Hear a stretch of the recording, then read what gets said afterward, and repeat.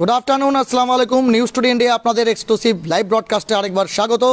আমি chief reporter Jabbar Ali আমার সহপ্রতিনিধি গৌরবের সঙ্গে এই মুহূর্তে দাঁড়িয়ে রয়েছি সুজালি অঞ্চলের বেড়ঝাড়ি এলাকায়। আপনাদের জানিয়ে দিই যে গ্রামে অন্ততপক্ষে রাজনৈতিক বাতাবরণ এমন থাকে সেখানে কেউ ডাক্তার বা ইঞ্জিনিয়ার হওয়ার স্বপ্নটা কল্পনাই করতে পারে না, কিন্তু এই বৈরঝাড়ি বা সুজালি অঞ্চলে এমন কিছু পরিবার আছে যারা শিক্ষাটা থেকেই তাদের বহন এবং বাহন দুটাই করে নিয়েছেন। স্বাভাবিকভাবেই মাদারীপুর স্কুলের টিচার ইনচার্জ ফারজান আলী এবং তার পাশাপাশি অবশ্যই তার স্ত্রী আজমেরি বেগমের প্রথম সন্তান আকবর আলী কিছুদিন পরে হয়তো ডাক্তার হয়ে যাবেন। তাই এই মুহূর্তে খুশির জোয়ার এই বলা চলে রাজনীতি বিধৌত যে এলাকা সুজালিতে। আপনাদের জানিয়ে দিই বৈরঝাড়ি এলাকাতে এই মুহূর্তে খুশির জোয়ার এই কারণে যে সবচেয়ে বড় কথা হচ্ছে গ্রামের ছেলে ডাক্তার হবে এই শুভেচ্ছা দিতে কিন্তু এই মুহূর্তে তৃণমূল কংগ্রেসের যিনি অঞ্চল সভাপতি আছেন তিনি কিন্তু সপার্ষদ এই মুহূর্তে এখানে এসে সেই সোনার ছেলেকে সংবর্ধিত করতে এসেছেন। এক্সক্লুসিভ সেই চিত্র দেখানোর পর সেই রাজনৈতিক ব্যক্তিত্ব সামাজিক ব্যক্তিত্বের প্রতিক্রিয়া নেওয়ার চেষ্টা করব, পাশাপাশি কি বলছেন তারা আমরা শোনার চেষ্টা করব। এই মুহূর্তে ক্যামেরায় একদম অঞ্চল সভাপতি আব্দুল সত্তারের পাশে যাকে দেখতে পাচ্ছেন তিনি আর কেউ নন, ফারজান আলী, যিনি মাদারীপুর হাই স্কুলের টিচার ইনচার্জ, তার সুযোগ্য সন্তান আকবর আলী। হয়তো কিছুদিন পরেই তার নামের পাশে ডাক্তার লেগে গেলে অবশ্যই ডাক্তার আকবর আলী হবে। আমরা প্রথমত সেই শুভেচ্ছা বার্তা যেটা দেওয়ার চেষ্টা করছে সপার্ষদ আব্দুল সত্তার এবং সেই সঙ্গে তার সব পার্ষদরা, আমরা কিন্তু অবশ্যই সেটা দেওয়ার চেষ্টা করব। এক্সক্লুসিভ সেই চিত্র আপনাদের দেখানোর চেষ্টা করছি, পাশাপাশি অবশ্যই সেই কথাটা আপনাদের জানানোর চেষ্টা করব যে 720-র মধ্যে এই গ্রামের ছেলে বা বলা চলে সুজালি অঞ্চলের আকবর আলীর প্রাপ্ত নম্বর হচ্ছে 670।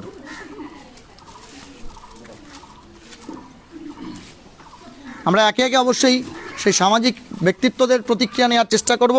তার আগে আকবর কি বলছেন আমরা শুনবো। একদম একবার নয় দুবার, एक बार नहीं दो बार नहीं, तीन बार कोशिश करने के बाद चौथी बार में कामयाबी मिली जी।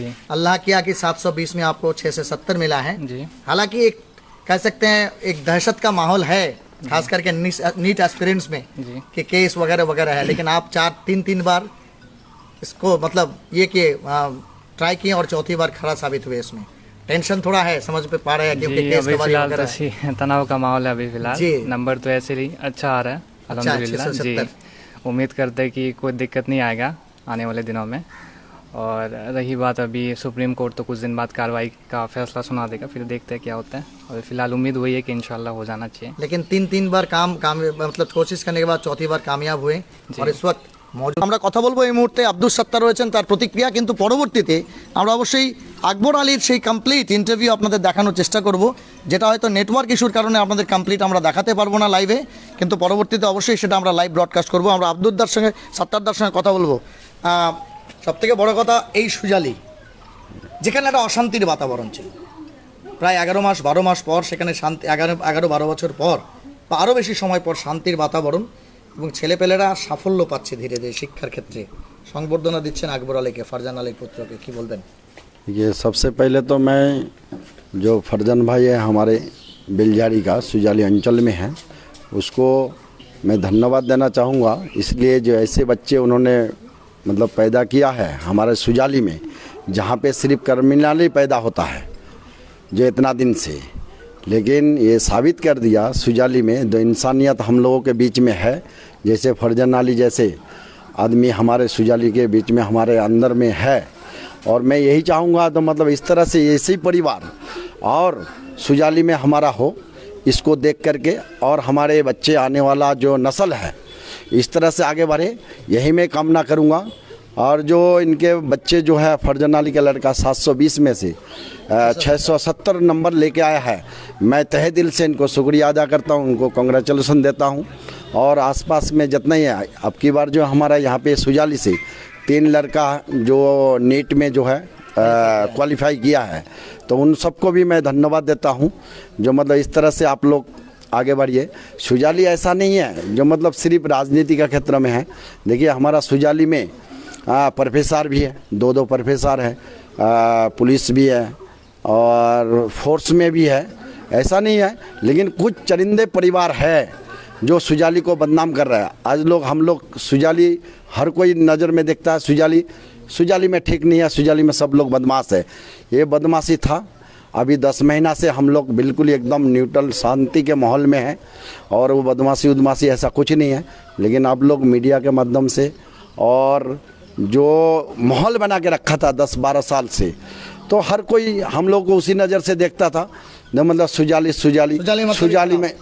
का मतलब एक मतलब वहाँ पे क्रिमिनल है, क्रिमिनल का जगह ऐसा नहीं है। देखिए सुजाली के बीच में ही है, यहाँ पे फरजान भाई जैसा अगर आदमी हो, हाँ, तो कौन बता सकता। आने वाला समय में हम उम्मीद करते हैं इंशाल्लाह जो इस तरह से फरजान भाई के जैसा हम लोगों के बीच में कोई और आएगा और आने वाला दिन में बेटर होगा, यही मैं शुभेच्छा देता हूँ।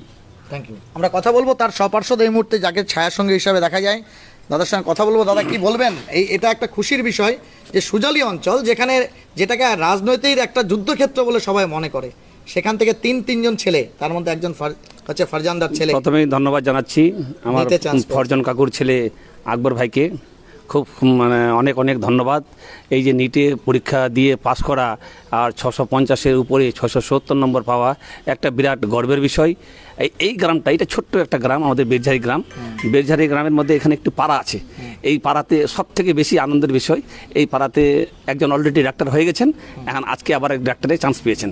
এই জন্য আমি এই গ্রামবাসীকে এবং আমার কাকু এবং বড় কাকু হাজি সাহেবকে অনেক অনেক ধন্যবাদ দিচ্ছি। এই পরিবারটা হচ্ছে সুশিক্ষিত পরিবার।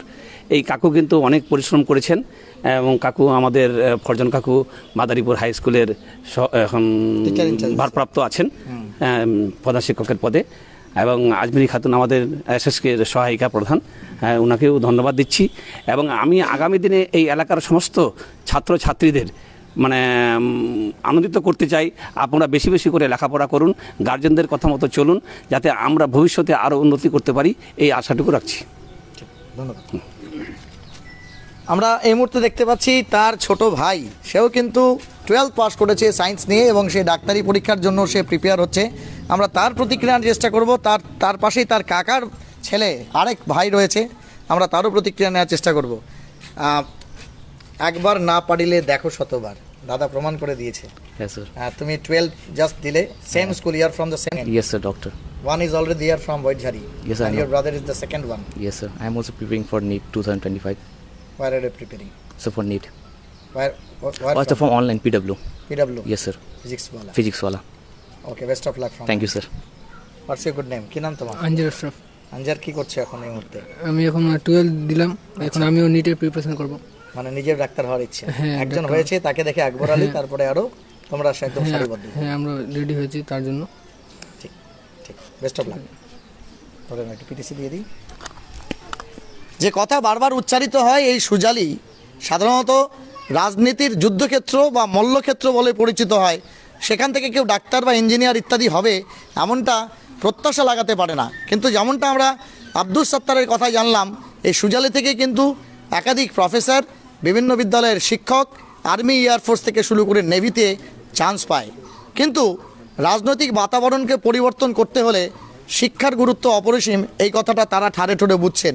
তাই সপার্ষদ আব্দুল সত্তার থেকে শুরু করে তার সঙ্গীরা বলছেন, ফারজান আলীর পরিবারের মতো আরও কয়েকটা শিক্ষিত পরিবার এলে অন্ততপক্ষে এই এলাকার কলঙ্ক মুছে যাবে। ঠিক যেমনভাবে বলা চলে, উত্তর দিনাজপুর এবং দক্ষিণ দিনাজপুর থেকে যখন প্রথম সর্বভারতীয় আইএএস পরীক্ষায় মঞ্জুর চাইছেন, যে ফারজান আলীর পরিবারের মতো আরও যে কটা শিক্ষিত পরিবার আছে, তারা শিক্ষার আঙ্গনে গোটাটাকে সব কিছুকে আলোকিত করে তুলুক। আমরা তার প্রতি শুভকামনা রাখছি। এই মুহূর্তে তার বাবা এবং তার মা এবং তার বড় আব্বা রয়েছেন, তাদের প্রতিক্রিয়া নেওয়ার চেষ্টা করব। জুড়ে থাকুন। ফারজানদা, ছেলে অনেকবার চেষ্টা করেছে, একদম লেগেছিলেন। যতটা না ছেলে লেগেছিল তার থেকে আপনি লেগেছেন। হ্যাঁ, এটা ঠিক, আমি লেগেছিলাম এবং ছেলেকে সেইভাবে ডাইরেকশন দিতাম। এবং যাই হোক, আমি এটা খুশি যে আমার ছেলে সাকসেস হয়ে গেছে। একটা একটা একটা টালমাটাল পরিস্থিতি চলছে, কিছু টেন্সড, মনে টেন্সড আছেন কি? না, টেন্স কোনো নেই, কনফিডেন্ট আছেন? কনফিডেন্ট, একদম 100%? একদম 100%। এটা কত নম্বর অ্যাটেম্প ছিল? চতুর্থ অ্যাটেম্প? হ্যাঁ হ্যাঁ, চতুর্থ অ্যাটেম্প ছিল। একজন শিক্ষক হিসাবে আপনার পরিবারে অনেকেই শিক্ষক, স্ত্রী হচ্ছে এসএসকে শিক্ষিকা, আপনার পরিবারে অনেকে সরকারি চাকরি করেন, বেশিরভাগই চাকরি করেন। বেশিরভাগই করি। তো সেখানে একজন স্কুলের শিক্ষক হিসাবে ছেলে ডাক্তার হবে, এই স্বপ্নটা অনেকদিন আগে দেখা, আজকে সেটা হয়তো সফল হবে, কারণ অলরেডি এন্ট্রান্স পাস করে গেছে। হ্যাঁ কেমন লাগছে বাবা হিসাবে?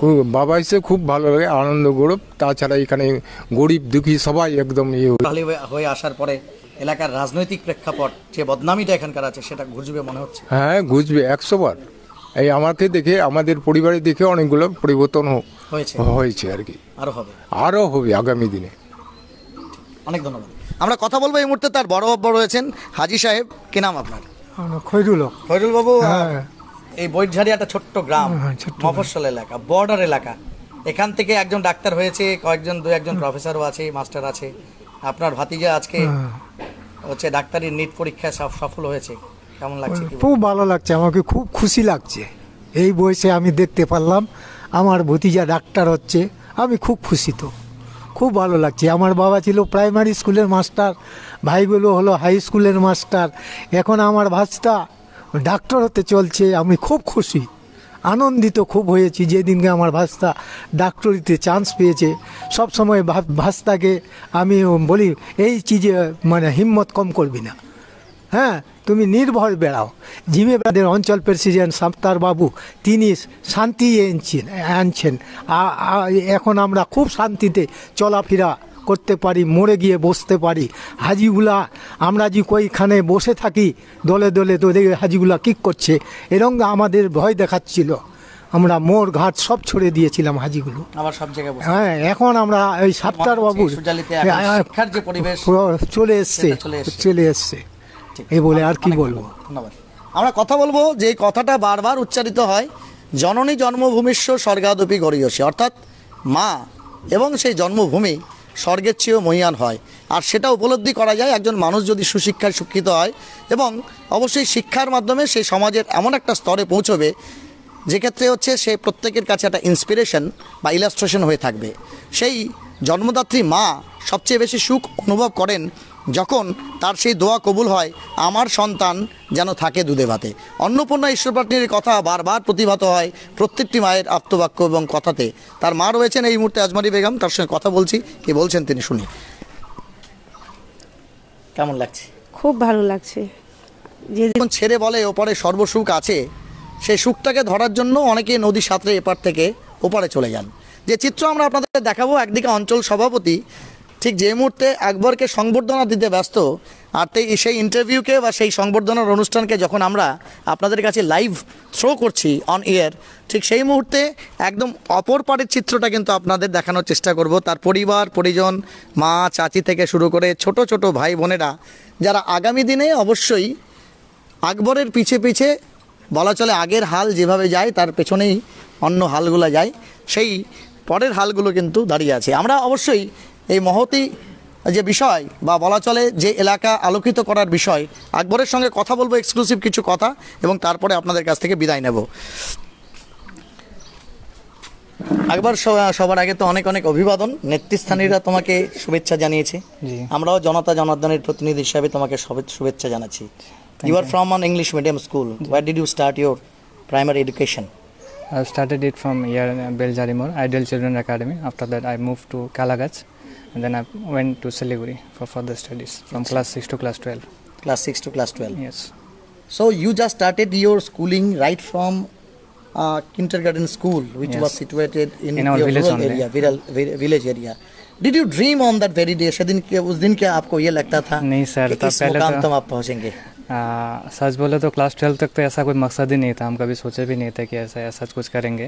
अच्छा। फिर बाद में जब गए वहाँ पे कुछ सीनियर्स लोगों के साथ बातचीत हुआ, ये सब चीज़ों के बारे में पता चला, तो फिर पहले मतलब एक कहावत है ना सर कि मजबूर शुरू तो मजबूरी में की थी, कभी और भी थोड़ा आगे करना है तो आपको डॉक्टर बनना है। जी, दबाव कभी नहीं था एक्चुअली। मेरा मम्मी पापा का तो दबाव कभी नहीं था, वो तो एक्चुअली हमेशा हर चीज़ को लाइटली लिया करते थे, समझाते थे कि हाँ अच्छे से करोगे तो कुछ बन जाओगे तो अच्छी बात है। लेकिन आप जो कहेंगे कि एक प्रेशर वो कभी था नहीं, लेकिन उन लोगों को भी एक उम्मीद था कि हाँ कुछ ना कुछ तो कर ही लेगा, इंशाल्लाह अच्छा कुछ कर लेगा।